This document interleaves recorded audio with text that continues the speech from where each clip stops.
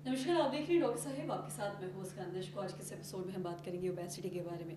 हम आज देखते हैं कि बहुत सारी बीमारियों का एक बहुत बड़ा कारण होता है ओबेसिटी। और कई बार जब भी डॉक्टर के पास जाते हैं तो डॉक्टर का ये सलाह दिया जाता है, डॉक्टर ये कहते हैं कि आपका बीएमआई सही होना चाहिए। आज हम इसे भी खास बातचीत करेंगे और ये जानेंगे कि ये बीएमआई क्या होता है और किसी का भी सही बीएमआई क्या होना चाहिए। और इसे पे खास बातचीत करने के लिए आज हमारे साथ मौजूद है डॉक्टर निरुपम सिन्हा। आपको बता दें कि बिहार के जानी मानी बैरियाट्रिक एंड मेटाबॉलिक सर्जन है। सर नमस्कार, बहुत बहुत स्वागत है आपका। Thank you. सर मैं आपसे जानना चाहूँगी, हम देखते हैं कि अगर हम बहुत सारी बीमारियों का जो मेन रीज़न या मेन कारण कहते हैं वो कहीं ना कहीं ओबीज़ है या ओबेसिटी है। मैं आपसे जानना चाहूँगी कि कई बार ऐसा डॉक्टर्स बोलते हैं कि आपका बीएमआई सही होना चाहिए। मैं आपसे जानना चाहूँगी बीएमआई क्या होता है और साथ ही किसका कितना बीएमआई होना चाहिए जिससे वो समझ सके कि वो सही है। देखिए, बीएमआई जो होती है ना, बीएमआई को हम लोग कहते हैं बॉडी मास इंडेक्स। अब बीएमआई, पहली बात है कि ओबेसिटी तो आजकल एक पैंडेमिक है और हर घर में किसी ना किसी को कोई ना कोई एक बंदा जो होता है वो ज़रूर ओवरवेट या ओबेसिटी के कैटेगरी में रहता ही रहता है।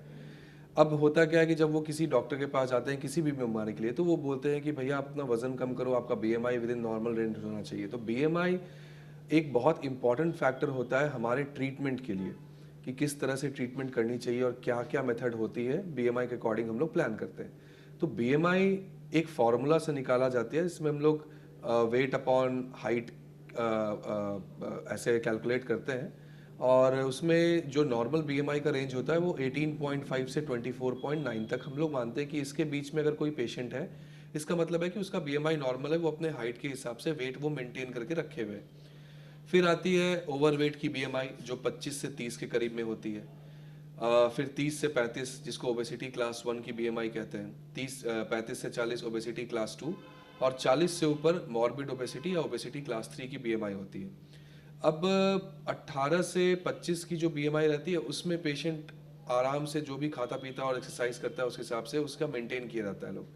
लेकिन 25 से 30 ज़रा सा ओवरवेट हुआ, जैसे बहुत लोग बोलते हैं कि सर थोड़ा सा वज़न बढ़ गया है क्योंकि बाहर गए थे, शादियों में गए थे, फंक्शन पे गए थे, तो उसमें कुछ सर ज़्यादा खाना पीना हो गया तो 3-4 किलो बढ़ गया है।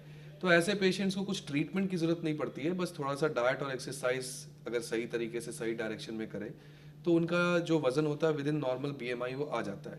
प्रॉब्लम तब लाई करती है जब 30 से ऊपर की बीएमआई जाती है। 30 से ऊपर की बीएमआई में देखा यही गया, जो हमारा एक्सपीरियंस है उसमें यही हम लोग देखा है कि पेशेंट जो होता है वो उतना मोटिवेटेड नहीं हो पाता है अपने डाइट और एक्सरसाइज को फॉलो करने के लिए, क्योंकि हार्मोनल इम्बैलेंसेस होना शुरू हो जाते हैं उसके। तो उसमें हम लोग का सपोर्ट पड़ता है, जैसे हम लोग जो मेडिसिन होते हैं वो भी प्रोवाइड करते हैं, या फिर एक प्रॉपर मोटिवेशन के साथ अगर डाइट और एक्सरसाइज रेजिमेन अगर प्रॉपर फॉलोअप में रखें तो पेशेंट्स को काफ़ी बेनिफिट मिलता है।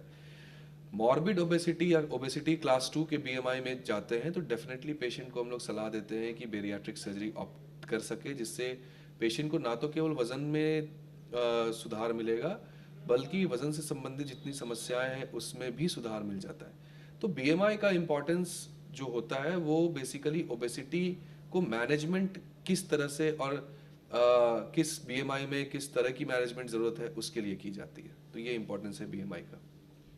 और साथ ही मैं आपसे ये भी जानना चाहूँगी, अगर हम बात करें महिलाओं की या बच्चों की या फिर पुरुषों की, अगर हम बात करें तो तीनों के बीएमआई में क्या कुछ डिफरेंसेस होते हैं और कितना होना चाहिए, मैं आपसे जानना चाहूँगी। देखिए, बीएमआई एक कहा जाए कि नॉर्मल एक एवरेज बना हुआ है कि इतने से इतने बीएमआई तक में जो है वो नॉर्मल रहता है।